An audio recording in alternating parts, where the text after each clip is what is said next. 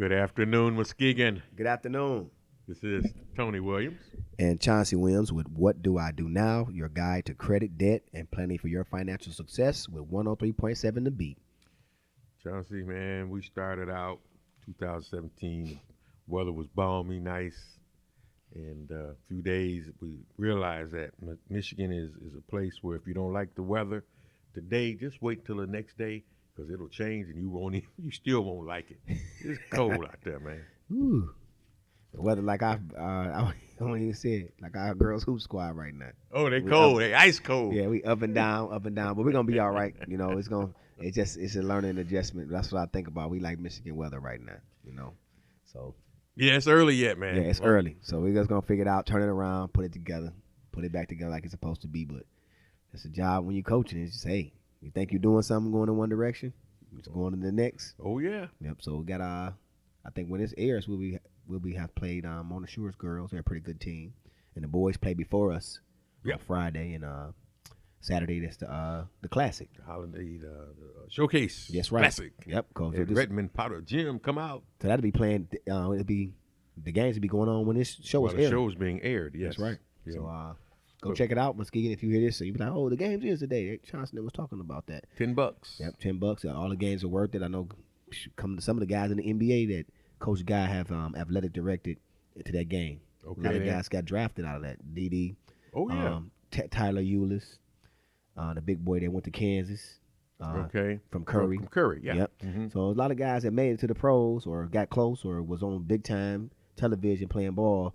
Coach Guy got him in the gym to play in the Potter. So yeah, and there's some guys that that's probably about ready to make that leap to the next level. I know it's a guard when the Young had a guard last year that was a sophomore. I can't wait to see him Saturday. He's a beast. Okay. So I'm looking forward to that and just seeing and just having our game on Friday and just. It's basketball season. It's cold outside. Right. Come in the gym, community. Come in the gym and have some fun. It's warm. Do it your community. So that's the difference between football fans and basketball fans. That's right. That's football fans have to sit out in the cold. The basketball fans and go in the struggle. gym. That's right. It's that time of the year where we at right now with where we're at the tax season. Oh, tax season. Hey, before we go, we gotta get one more sports piece in here. Okay. We're talking about the national championship. Alabama and Clemson. I would put Penn State should have played against them. Okay, man, was that a football game or what? Was it which one? The Penn State USC game? Oh yeah, that was. I thought you were talking about the Clemson and Ohio State game. Oh no, that was like a practice for Clemson. Oh no, man, that made Ohio State look like they don't exist no more. Yeah, the Big Ten. We laid an egg. We didn't show up, man. No, I can't think of a Big Ten team that won. I don't think nobody won. Well, Wisconsin. Yeah, they played Western. And it was a lot closer game than Wisconsin thought they was going to have, too. Man, it's Big Ten not looking right now. Okay. All right. So, yeah, man. I don't know. I'm glad we don't have anybody playing Alabama. I'm glad. Praise the Lord. Because when they put it on Michigan State, they beat us 56-zip that one year. Ooh-wee. I said, they took me back to, like, before the Rose Bowl with Lorenzo White and them. I was like, we don't have nothing. Nothing. They just raced our season in one game. So I tell you, I guess when it's all said and done, in my opinion, these are the two best teams. Yeah, it is. Okay. They don't play. And if there's anybody that can beat Alabama, it's Clemson. It's Clemson. You're right. No one else on the planet Earth. On this God green earth. Gonna take care of these Alabama Crimson Tide, because I tell you, boy, they put a whipping on Washington. They kind of called the dogs off on them, man. So it's gonna be interesting. It's gonna be fun. It'll be fun. Take him away. Yeah. So, but yeah, let's get into the substance of the show tonight, which is going to be interesting. We'll discuss the I.R.S. That's right. 3 of the most dreaded letters in the alphabet. So, what do you got, Johnson? I got mine is standing up to the IRS. What does that look like? Like it's that time of the year where the levies come, the liens come, the letters come. If you've been set up a payment plan and you didn't finish, you underpaid, overpaid, whatever the case may be, that's when the phone gets to ringing. And just going back, standing up to the IRS, I can remember my first time being audited. I've been audited twice in my lifetime because I do contractor work and I work as an educator. So I always had 1099, W-2s. I always had that. And one year I did extremely well, and I remember I was doing some things, and they audited me. Okay. And I was like, I looked at the number. I said, oh, hold on, what's this? It said I owed $15,250. And I was like, I was shocked. I can remember at the time. I think I called the person that I was dating at the time, and they was like, why are you panicking? You got a tax pro. Your mentor that been doing your stuff every year. Just call him. Right. So I called my tax pro. He laughing at me. He's like, he said, you stepping up, young fella. I like, what you mean? I was like, what you mean? He said, you stepping up. He said, now you in the big Bears game. Mm-hmm. He said, you doing everything right. He said, Right. you got me on your team. He's a retired accountant for the city of Detroit, CPA. Okay. So my buddy Alonzo, and he still does my taxes to this day. Okay. And I've been audited twice, and he was a tax pro that deal with it. I was just gonna let the audience know today how to find you a tax pro, look for them, and what to look for when you're in a situation like that. And because there's certain amounts, it's levels, like as they say with the hip hop songs today. It's levels to this. It's levels to this tax game. Yes, it is. Yeah, and you hit on a point earlier when about that letter.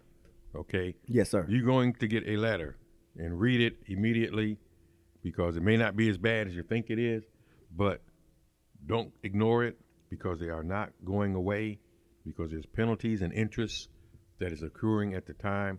So, like you said, when you get the letter, read it. If you got questions, make the phone call. Yep, I got an example too out of my notes. It says, what this person was levied, and it said, what triggered our levy was my failure to call the IRS back at the specific time to update them on our situation. I had written the callback day on the wrong month in my daily planner. Now he said the best thing to do is to seek competent, specialized help with people who have a background in working with the IRS as early in the process as possible. Our entire levy could have been avoided if I found a tax pro earlier. So a lot of times people say, I know how to deal with them. I do this. And then they wait, they procrastinate.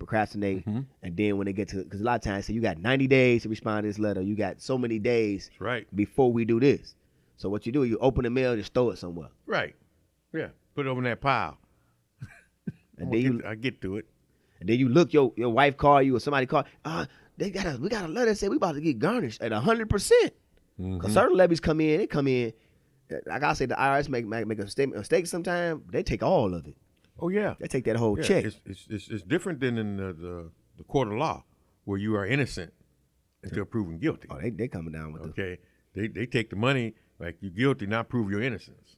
Okay, that's how that works in reverse. Yeah, but what I figured out is when you get a tax pro, you can have debts as hard as I had it at $15,000. When my accountant got done with it, I got some money back. Okay. Then I had some friends that had some higher numbers than I had, and he put them on payment plans. I'm talking about debts as high as $100,000. He was like, Chauncey, I'm paying $50 a month for 3 years. I'm like, what? But see, the tax pro know how to communicate the right way. Right. Yeah. So they probably did some, an amended tax return. Yes. And basically reduced the amount that they said that they actually owed. And as a result of that, here's the payment plan that you have that you got to do for the next 3 years. And you cannot miss a payment. You cannot. Do not break the deal. Because they're going to set it right back to the original plan to take that 100%. Right. So if you miss the payment, the deal is off. We're back to zero. We're coming after you for all the money. They are serious. Yeah. And most of the time, most of the time, IRS folks are just doing their job, okay? And there are some that are helpful. You're right. There's some that are helpful. And there are some that are not, okay? They're the largest collection agency in the world.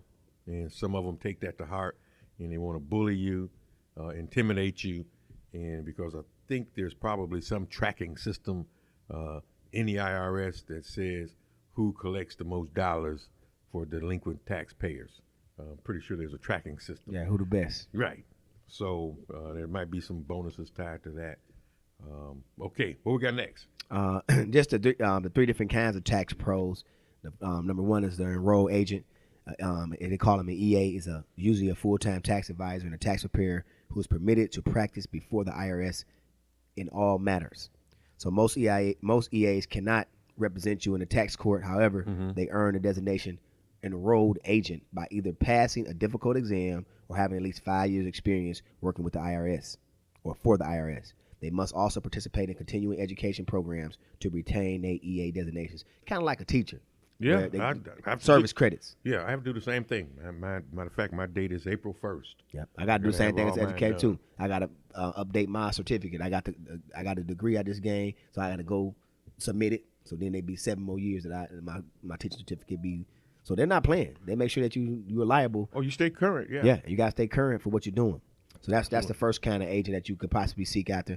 And it said that usually mostly EAs are usually the least expensive of all tax pros for a cost-effective approach to handling a tax problem, or if your tax problem involves less than $10,000, consider an EA. That's somebody. So that's I ain't saying that's a little league, but I told you my first audit was $15,000. So that wasn't little league to me. When I was making a certain amount of money, I think I was in my teaching job for 2 years and I was running the business. And when they hit me with that $15,000, I was like, I looked at the number, like, I'm like, it's a comma right there. 15 grand to give up right now. And I thought about that. Like, I just started my teaching job. $15,000 I gotta pay. I'm trying to calculate in my mind. So I probably can handle that. So my accountant laughing at me like, you don't have to do that. Right. Yeah, and you have to make those decisions. And that, one of the key points is that, examples, if you owe them $1,000 and you got $1,000 in your checking account, but your rent is due, don't pay them the $1,000. Yeah. Pay your rent. Pay your rent. Okay. And then do the payment or call a tax pro. The next person you call is but with the enrolled agent, you gotta watch it because some people take their job too seriously. It's like being somewhere and you like, you go to a fast food restaurant. Say, yeah, man, let me get some fries, large fries with a shake, double burger. And then you're like, give me some ketchup. And he's like, Right. they give you 2 packets. And be like, Right. hey, look at some more. Our That's policy says only 2 ketchups. You might catch that guy that's an EA. They used to be wanted to be an IRS agent and didn't do too well at it. And he got the Bible walking around with the IRS laws like the Bible and Right. probably get you back in trouble again. So you got to watch those too because if they cost efficient, it's like having a court appointed attorney. Yeah. Like, oh man, your money only gonna take you this far. So you got to be careful. So you only gonna get what you pay for now. Absolutely. So if you find yourself in a $10,000 problem, you got to get an EA.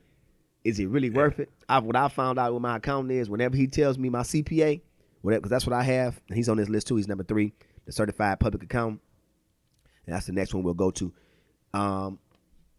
He always used to tell me a number, and I never said no.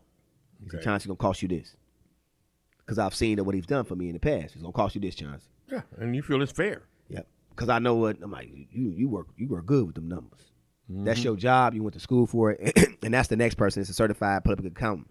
They call them CPAs. They are licensed and regulated in all states. See that right there? All states. Not just your neighborhood, not one place. They do sophisticated accounting and business audit work. So I was audited. So he was good with that. And they prepare tax returns.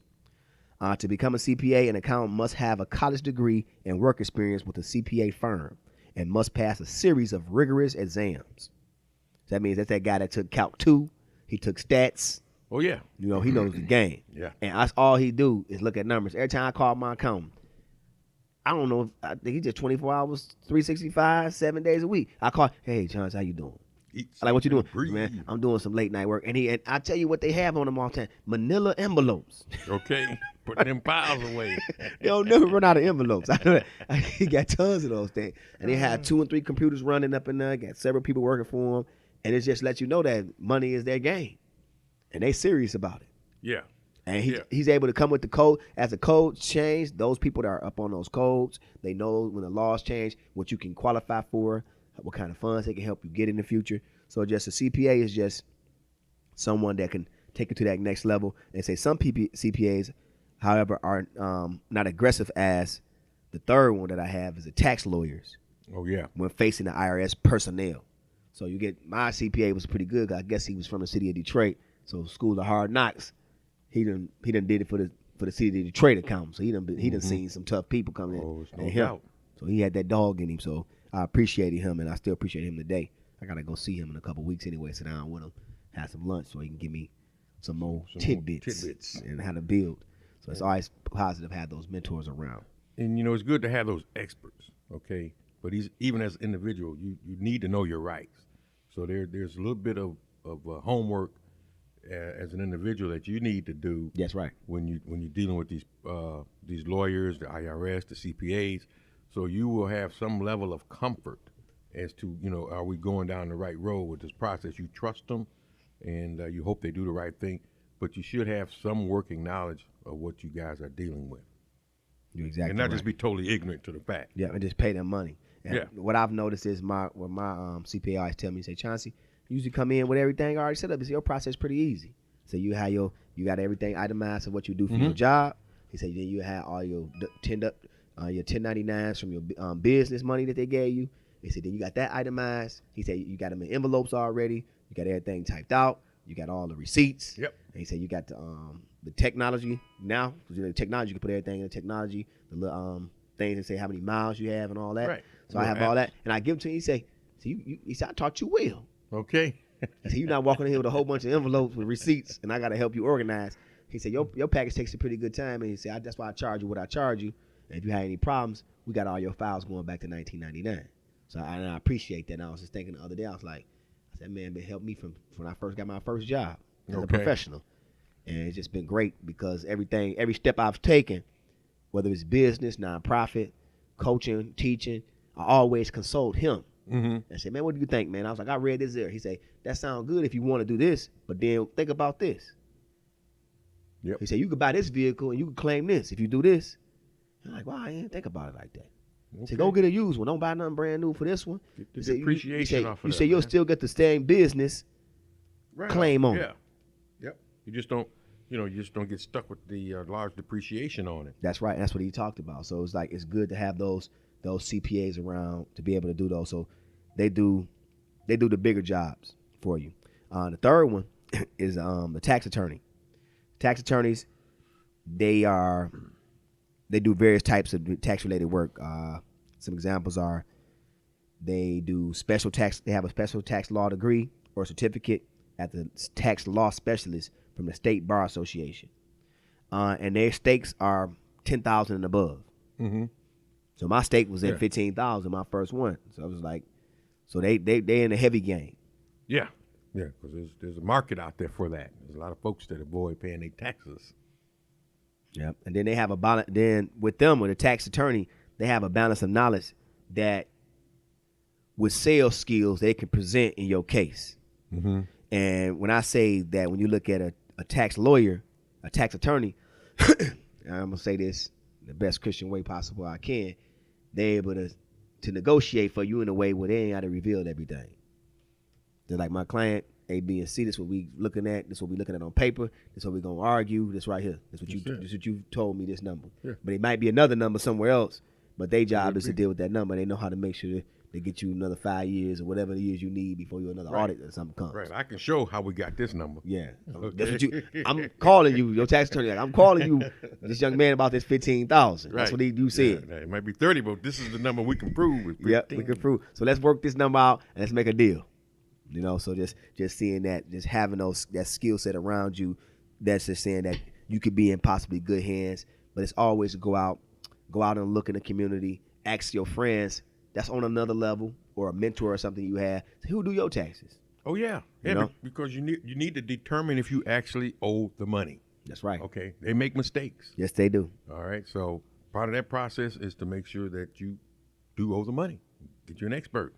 And my thing is, I always had a tax pro, and I used to try to talk to my friends. They was just happy about making money. Okay. I've learned things from my tax pro, like taxes is nothing but a loan from the government. It's like you taking your money and it's interest. You giving them an interest-free loan, and they get your money back at the end of the year. He said, Chauncey, how you want to do it? He said, you want to claim a higher amount of exemptions and put that money in your tax share to the annuity, or do you want to take it and invest it somewhere else, and then you get your own money back at the end of the year, and then you claim taxes on that? So it's like I was presented with so many different scenarios coming in as a youngster at 20-something, and just sitting down and just being able to show me. And I'm not saying I'm at a high level, but I've hit my head enough at my age now where I know that, okay, this is how it's supposed to go. I've been told about this already. I've been told about that. And then I can always go back and console someone that's been with me through the whole process. That's a professional. The bottom line is there's a way to do business. Is the right way and the wrong way. That's right. And if you do it the right way, it's so much easier. Yes, it is. To prove what you're doing is not illegal. So, good advice from your guy. Do it the right way. Might cost you a little bit more, But it's worth it. but it's worth it. Yep, it's worth it. And I remember helping out some of my friends and sending them to my tax pro, and they was like, man, that's a lot of money. And I look at them, I say, well, how much money you get back? It's like, I got this back. I said, did you ever get that before? He said, no. And he said, he taught me how to set up my own business too. I said, okay. All right, what are you talking about then? You know, You pay him one time and he just added something to your life that you can have for the next 10 or 20 years. That's what he did for me. right. So as individuals, you got to look at it as an investment. I'm investing my future in this guy for the right advice to lead me down the roads to show that at some point I'm going to make more money and I'm going to get more money back. Yeah. And the powerful thing is, it's crazy. I was listening to something earlier today, and it was a motivational speaker. He was talking about Warren Buffett and Jesus. I'm like, how did you get to these two people? And he said Jesus over his life from 0 to age 30, he could walk on water. He could do all these miracles, right? Mm-hmm. Raise the But dead. he never was cocky with it. That's what he said, right? Uh-huh. He said, raise the dead, all this. He was humble, right? But he said, why at 30 did he start his ministry? And he only did it for 3 years. Mm-hmm. He said, because the first 30 years he listened. Okay. I was like, oh, he listened. Yeah. That's profound, man. Man, I say. And then he got to talking about Warren Buffett, and he mentioned Warren Buffett because Warren Buffett had several mentors throughout his life, starting out early. And then everybody, all I see is this old man, but nobody don't see the man that first started working with Pepsi, with Coca-Cola, doing everything he did. Rich. He wasn't rich in the beginning, but he got with the rich people, and they taught him. Yep. And he learned, he read the books, and he listened. Listened. And the speaker was talking. He said he was in his room with all these rich people. He said it's like his second time being in the room with them. And he said he looking at the other guy's suits, and he looking at Warren Buffett's suit, and he was like, "Hold up!" He said, "That's not a Pat Riley shirt. That's a J.C. Penney." Right. He said he got on J.C. Penney suit, but he the richest man in the room, But it's and a everybody suit. else got on All these Versace's and all this. He said, Right. "So I'm looking at Warren Buffett. He got on a J.C. Penney suit, but all these guys that got on this high designer and they supposed to be the who's who in the world for money, they are like." They're amazed by the guy in a J.C. Penney suit. It's a suit. It's a suit. That's it. So The it's just suit's like in the room. How much you want to pay? so when I think about a tax pro, I think about somebody that can give me advice about something that I trust. I trust my money. So it's like, why not put my money where my mouth is and learn to close it and listen to somebody that's a tax pro. That's it. That's how you become wise. That's how you become wise, because you have to do it. Yeah. Because it's three things those tax pros can do for you. For one, it's consultation and advice. And lots of times when you pay that money for that, because I do my taxes, but I call him throughout the year. And I ask him like I'm about to do this to this business venture. What you think of this? He said, well, you do this, you're gonna have to add this to your bank account. You're gonna have to do this. You're gonna have to do that. Right. So that's through the year. I'm asking that in September. Yep. Or I'm asking that in February. Mm-hmm. But it's not tax time. I'm like, hey man, I'm about to buy this car or get this house. What you think? He's like, oh, I don't think you ready yet. Like, you don't think I'm ready yet? How long you been on that job? Where you at? You advanced yet? Mm-hmm. You got this much income put away? I'm like, what are you talking about? I'm like, I can afford it. He's like, no, you can't. Mm-hmm. So you not ready for that yet?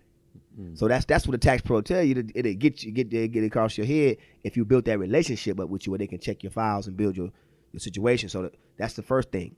The second thing is a negotiation. We talked about that when that audit comes, or that tax lien, or that judgment, to the point when the IRS come in and try to level your money. Mm-hmm. What do? He's like, well, I need a negotiator. You need some options. You need some options. Somebody will get you some options. They'll talk to you as a regular man, Mm-hmm. but they know you walking in, they rubbing their hands together like, we got you. You owe all this money and you about to come in by yourself? You really about to come in by yourself and you owe $20,000? We got straight up fool in front of us. That's right. He has no representation. Nope. Mm-mm.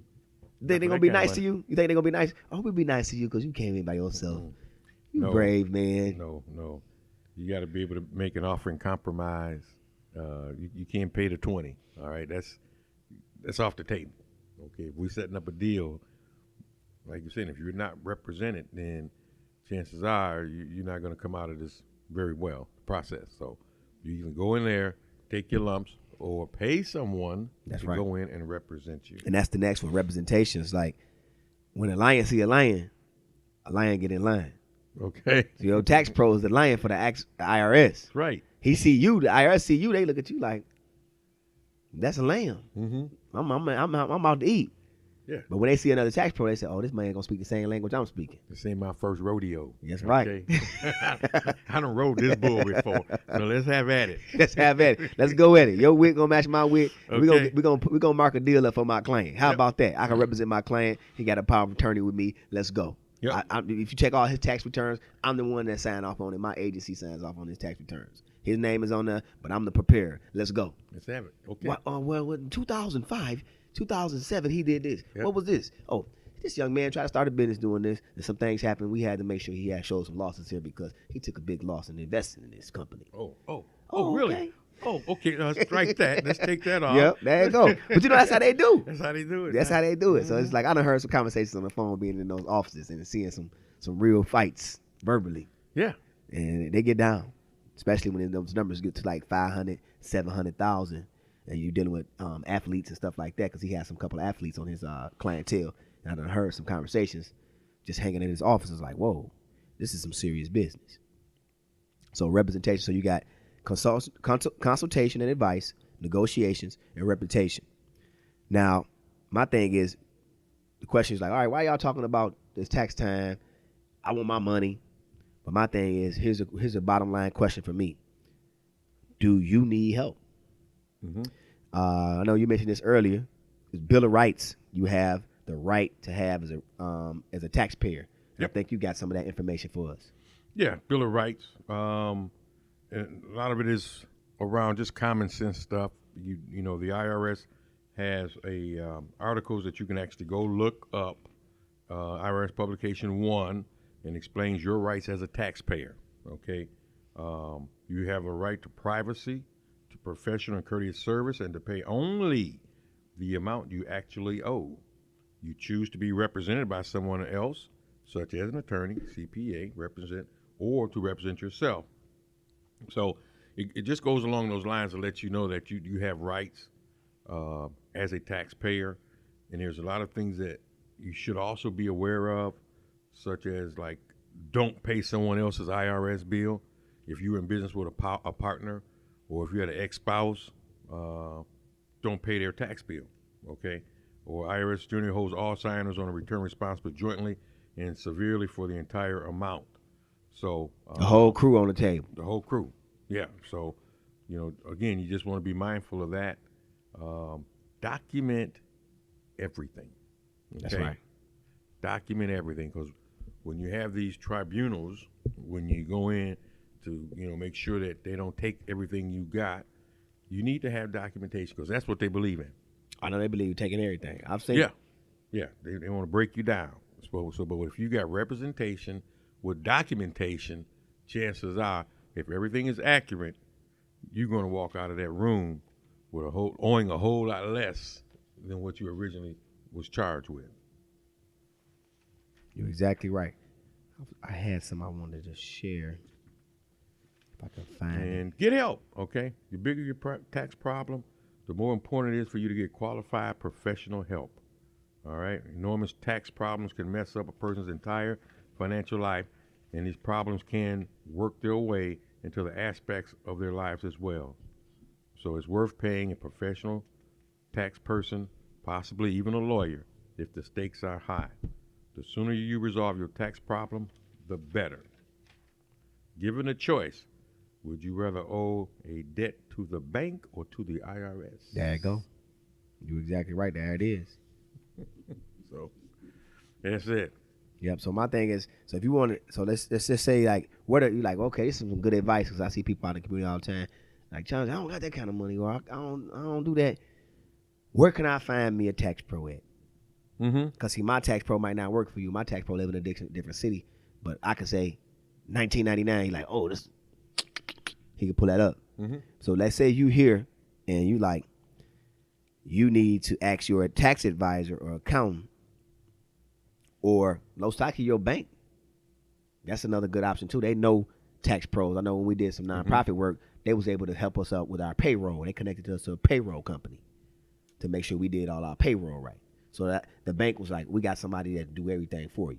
So like a lot of times you go to your bank for advising for accounting, especially if you got a long-term history with the bank. Right. It's always good to have that. Oh, It's always good to have a bank bank auditors and tax preparers right there. Somebody in the that bank. retired and they doing CPA work now, and they used to work for the bank. They're pretty good. So it's always good to ask your bank. You check with those. That's a trust. They trust them with their money, so you might as well ask them. Secondly, look on the internet, look it up in your area, tax consultants.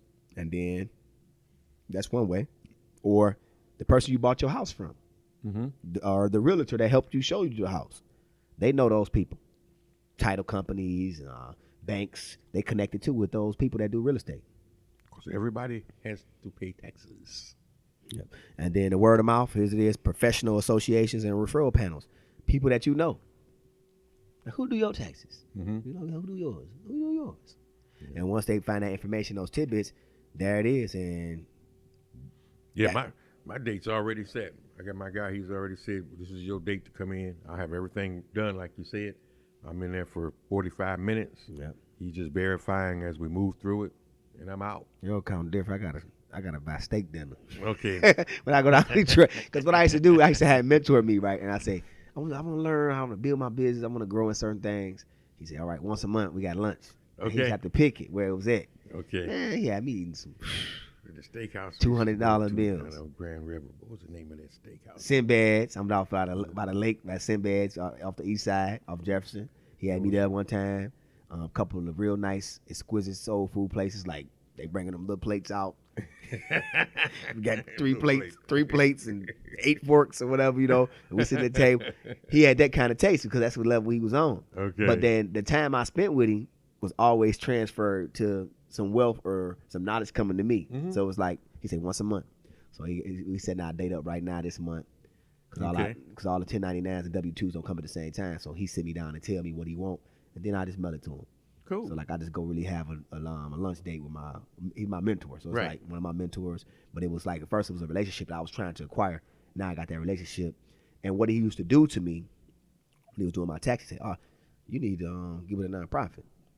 You need to buy this. You need to get a truck. You need to do this. You need to do these things. So you need to write a book. It was like telling me stuff to do. And when I was struggling, I was like, man, this not working, man. I'm not seeing no money. Probably give me some bad advice. But then he'll laugh. He's like, brother, he said, I'm 50-something. I'm going to tell you something, young boy. You 23. See, when you get my age, say you be lucky to be able to be where I'm at if you listen right now. He said, you're going to take your falls and you bust your head a couple times. But he said, once you come out of it, you're going to have business, so you can probably promote and help people. Wisdom. And I'm like, I'm sitting here today, we're on the radio with you, with another mentor right now. And he tell me, he said he's working out for you. And I was like, I said, I don't got the airplane. I don't got the 747. But I said, God is in the midst of it. He said, I told you. He said, I'm glad you listened to me. He said, you didn't get hard headed when you got a couple dollars in your pocket and run somewhere else and try to be cheap. So you always stuck there with me. See, some of your friends left. Say, look at them. They still calling you for advice, aren't they? Yeah. I say, yep. I said, they still need your help. Yeah. You're not where, what is the old saying? You're not where you used to be. That's right. But you're not where you want to be yet. That's it, brother. I think that's going to be on close. Hit that again for me, Tony. I'm not where I used to be, and I'm not where I want to be yet. That's right. I'm Chauncey Williams. And I'm Tony Williams. And this is What Do I Do Now? Your guide to credit, debt, and planning for your financial success with 103.7 The Beat.